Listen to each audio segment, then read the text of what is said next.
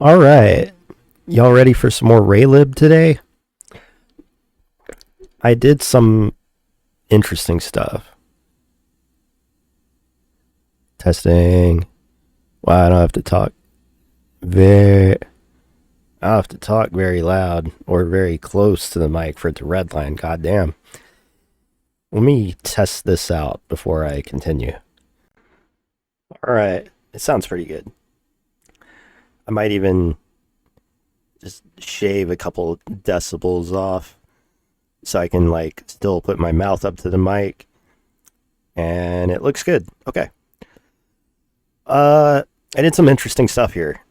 I've been playing around with raylib a little bit.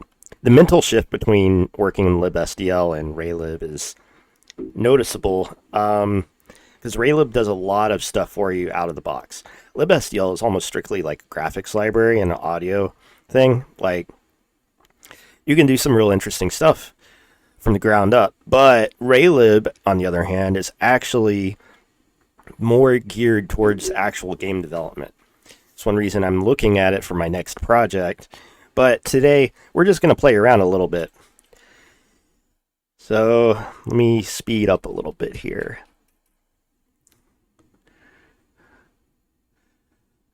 Alright, so I had a couple changes that I made, but we're going to dive into the screengameplay.c file. As the raylib template, which I will link in the video description, contains a very good out-of-the-box setup that contains a title screen, a gameplay screen, and an ending screen for the building of games, right? So let's take a look at what's inside of screen gameplay, because one of the first things I do here is I take the existing template and I hack it up a bit to work with an example that's actually used on the raylib website. The example that I use is going to be a first-person view of a 3D game environment, and the example actually demonstrates how to render two separate 3D views for such a game. I'm going to take that example, hack it up a bit, and turn it into just a single view for the camera so that we can have a nice 3D environment that we can start playing around in. I copy the initial code because one of the first things that we have to do is set up some variables in this file in order to actually handle rendering the game environment. Some of the things I copy over include a camera object, a couple camera objects, a render texture object, and a rectangle object. First, I have to declare them up at the top of the file and then drop down their initialization into the init gameplay screen function, as these are functions that are automatically called by the game engine once we build and run it. So we get to reduce the amount of thinking that we have to do significantly, which is really nice out of the box. Apologies if you can hear me swallowing. Shoutouts to Octo for calling me out on my mic quality. Get my country twang going here. Alright. So yeah, so we move the initialization for camel player 1 and screen player 1 into the init gameplay screen function. And we're zooming around a little bit, just changing the initial variables to be a little bit more dynamic. Correcting some syntax, because apparently we can't declare dynamic values to a rectangle on init, but we can inside of the gameplay function. We renamed the variable, so that's just screen rect. We still have screen player 1 and camera player 1.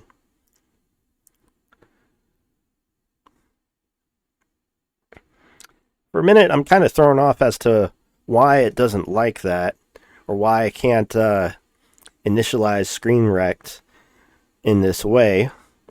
But what I end up doing, I believe, is... Oh, no, that's right. It's yelling at me and actually wants a typecast at the beginning. You can either do a typecast around the struct, or you can initialize each of the properties of the struct individually. Either way, but it doesn't like this, and it takes me a little while to figure it out. But just watch me struggle here for a moment. See, I think that it's one of the parameters, but it ends up not solving the problem. I even try to hard code in some values, and it still doesn't work. And I start thinking, well, gosh, this is really stupid. It compiles without that, so what the hell? There we go. That actually works. So as you can see, we have typecast the structure with parentheses rectangle. So for those of you who don't know what typecasting is, it's when you take a data structure and tell the compiler, hey, interpret this data structure as specifically this type. And this can be useful when you need to, like, for instance, shove a double into an integer parameter, and you don't want to have to, like, create a second variable to do this data translation. So this is one way you can do that.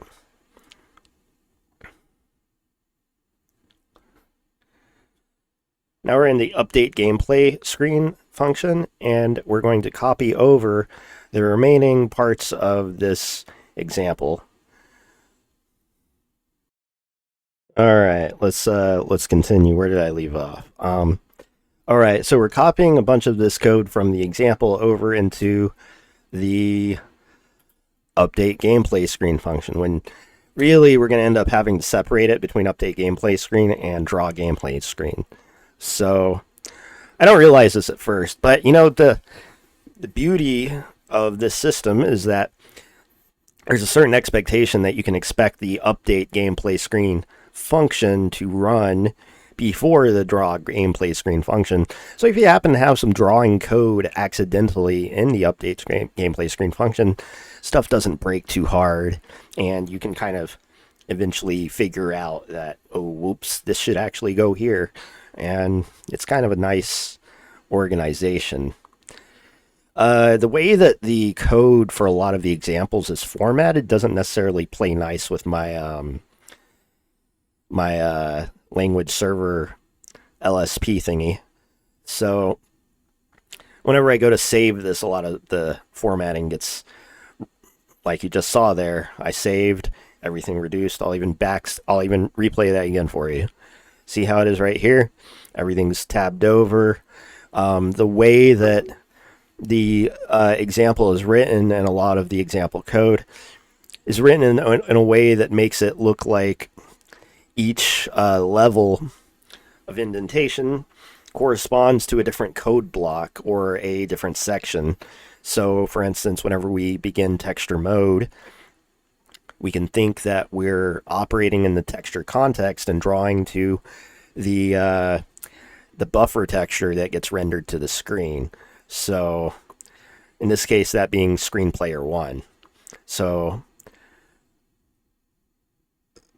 when we begin 3D mode, we're on camera player 1, because that gets rendered directly to the texture. So it's rendered from the perspective of camera player 1. So it did not take, what's really nice is it did not take a lot of reading to figure this out. Coming at it with a little bit of game developer background already, it's pretty nice, and coming into it with C background and C++ background and a little bit of OpenGL is, it's been very useful for understanding this framework. I'm actually really excited about using raylib in the near future for bigger projects. There's a lot of content here, so we're going to start working through it. Right now I'm just trying to get the code to just straight up build and run. We're not quite at the running phase yet, but I'm putting in the controls to be able to control the camera. I'm adding in some stuff that was not present in the example. So in the example, they split the controls between just simple forward and back movement for the left and right screens.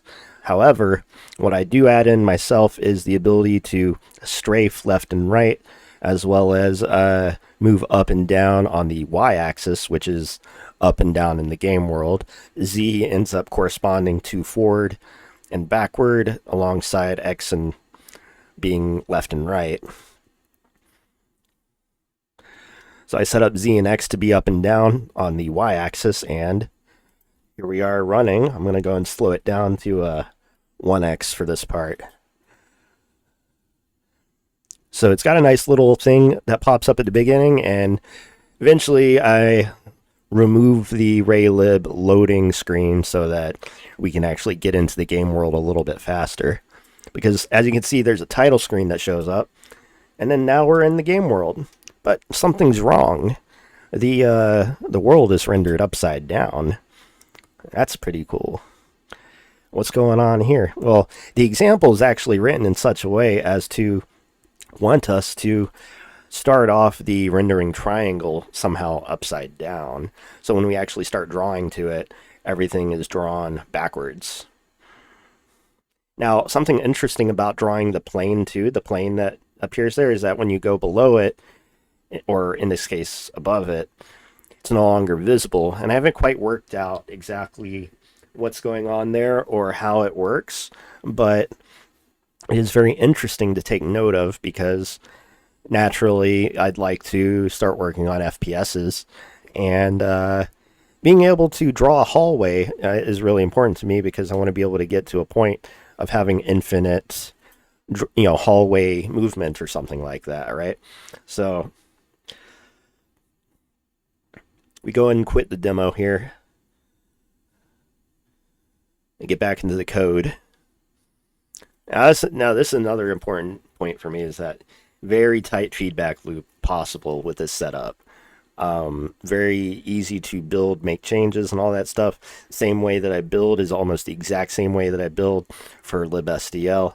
And yeah, it's real nice. So as you can see, I added a negative sign to the get screen height on the line 63 screen rec initialization line, and this actually corrects the perspective so that we now see the game in the correct view.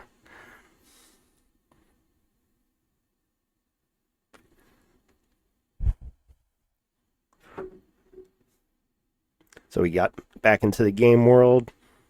Here we are. Got this little island with 10 by 10 row of trees, I believe. Yeah, 10 by 10. And we can move forward, we can move back, left, right, and up and down. So the next thing I'm going to end up adding is the ability to turn, and I discover that there's some nuances to camera movement that I don't quite understand and still have to work through. One of the nuances is actually with turning the camera. There's a couple point parameters on the camera object. One of them is target and one of them is position. And the example has if you take a look on line 58 and 59, as well as 57, the target.y is set to 1.0f. The position.z is set to negative 3.0f. And the position y is set to 1.0f. So there's a little bit of an offset between the target y and the position z. And that's something I take note, because when you actually set these equal, for some reason you no longer can see anything. I discovered that through playing around, and what I'm going to do right now is start playing around with this code that compiles, builds, and runs, and see what else I can kind of add in there. So I start by thinking, well, maybe I can move around with the mouse somehow. I don't quite understand how to do that, but Copilot decides, do you want to play a sound when you click? And I'm like, nah. I'm like, I want to actually update the camera position. At the offset, I don't really know what should go into the position. So I just put something in there, because my thought is, we should update the position by some amount whenever we click around on the screen, just to be able to, sample being able to move. Eventually in this video, I figure out how to integrate generic mouse movement so that you can move the mouse and it automatically moves the camera, direction that you happen to be aiming at. But to start with here, we're going to be using is mouse button pressed, which isn't as natural feeling, but again, this is still just, introductory experiments, taking a look at what we have available, that sort of thing. So camera player 1.target. Actually, I start, because what's actually contained in .target is a vector, like a 2D vector.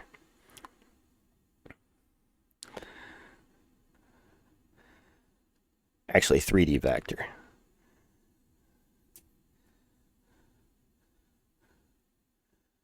So we have something here that builds. Let's test it out. Oops.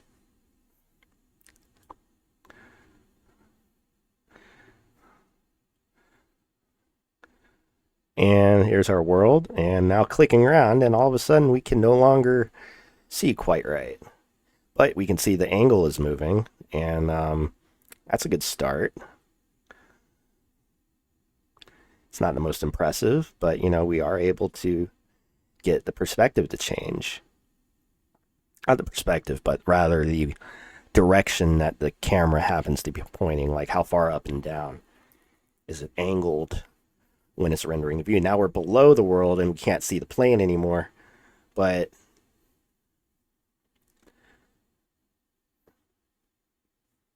it comes back when we come up to a certain point. I find that very interesting. Planes do not render visible from both sides. Let's speed up a little bit. So now that I have that working, I start thinking, how do I get it to work properly? What's actually happening with camera.target?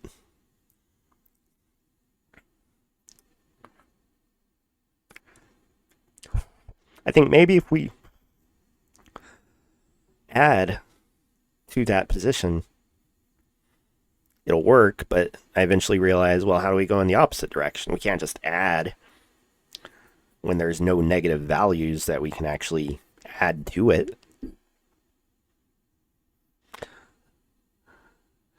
This is the point where I realize I want to get rid of that loading screen. So over in raylib_game.c, we've got this line init logo screen that we can comment out. And now we have no screen, but we have no way to actually get to our main screen very easily. We end up having to rotate through the ending screen again. So I realize there's probably a way for me to get the gameplay screen to default when running. So I look around a little bit. I notice that change to screen passes in game screen, and we can switch on the current screen variable. This is how they actually handle the screen management, which is very basic and it works. So I take a look at init gameplay screen. I zoom around and I realize we can call init gameplay screen right away and then also set the current screen to be gameplay in order to bypass that logo screen, which is very nice. And it kind of reminds people, it was probably even directly emulated after the Unity logo screen. So we get that running and we can actually dive right into the 3D environment after that, which is really sweet.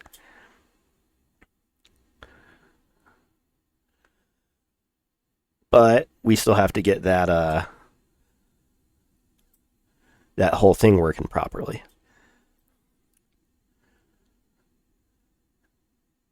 I even consider how to get rid of the ending screen as well. But before we get there, we start working out how to get the mouse XY and see how we can directly use this to look around. I think, what if we were able to get the quadrant that the cursor happens to be pointing in and use that as a basis for movement? But I don't think this works out, and I think it's around then that I realized that negative values aren't going to work. But we do have the ability to look around and change the angle of the camera at this point.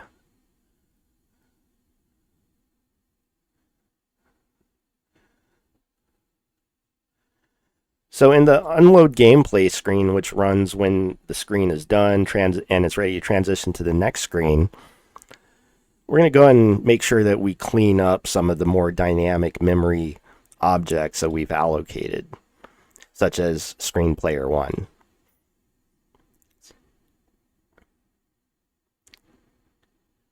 By the end of this video, I will have integrated two or three separate demos that exist on the website, and things won't be working perfectly. I'll just say that right up front. You're already like 15 minutes plus into this video, and yeah, I'm not sure y'all know what's coming or in it, but in general, this is like, think of it as like a first-person perspective of how to work with raylib, or how to get started with getting one of the web demos into a local environment.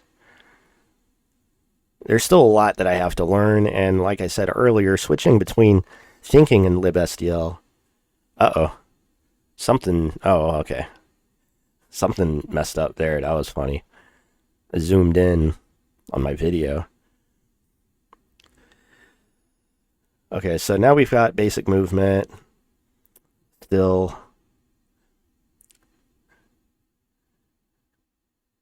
And I think I'm about to set up like a way to quit.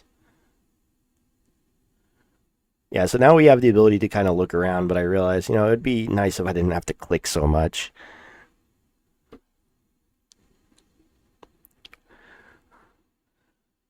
So yeah, we're going to set it up to quit. So all we have to call is close window whenever we're ready to quit, and all of the cleanup functions get ran automatically, so so long as we tell it what to clean up properly.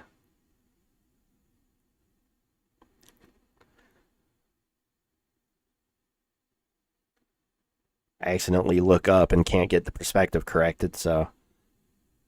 But now we can just hit Q and quit the game if we're done. So we have a very tight feedback loop rolling at this point. Now I'm ready to get something rolling with proper looking, right?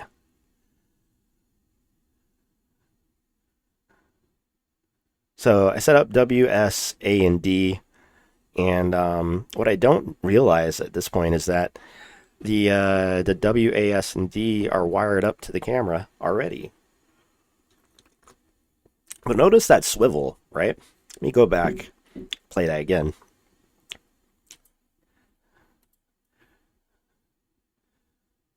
Look at that swivel, right? Let's slow it down one more time.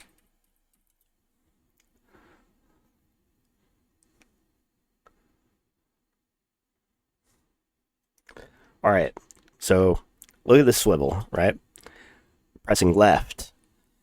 So it's like turning around a point, as opposed and like moving the whole camera with it. Like the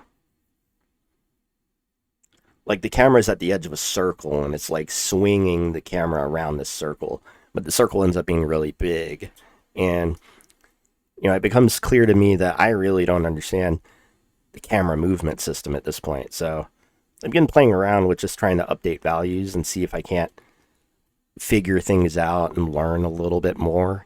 about what exactly is happening here, because it's still not clear. Even after recording all of this video footage, I'm still not 100% on what is happening with the camera when you try to turn.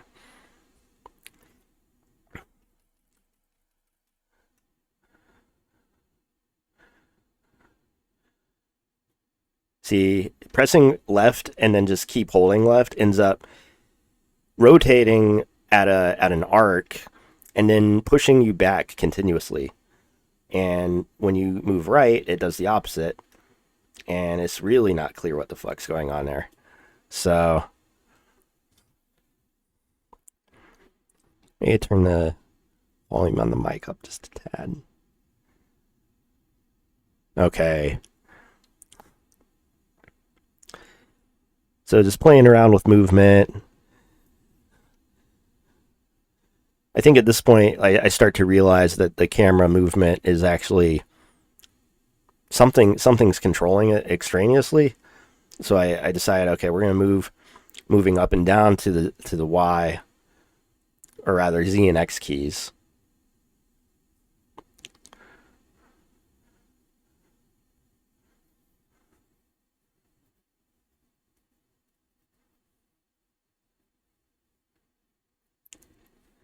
Now we have kind of an up and down type deal there, which is pretty nice.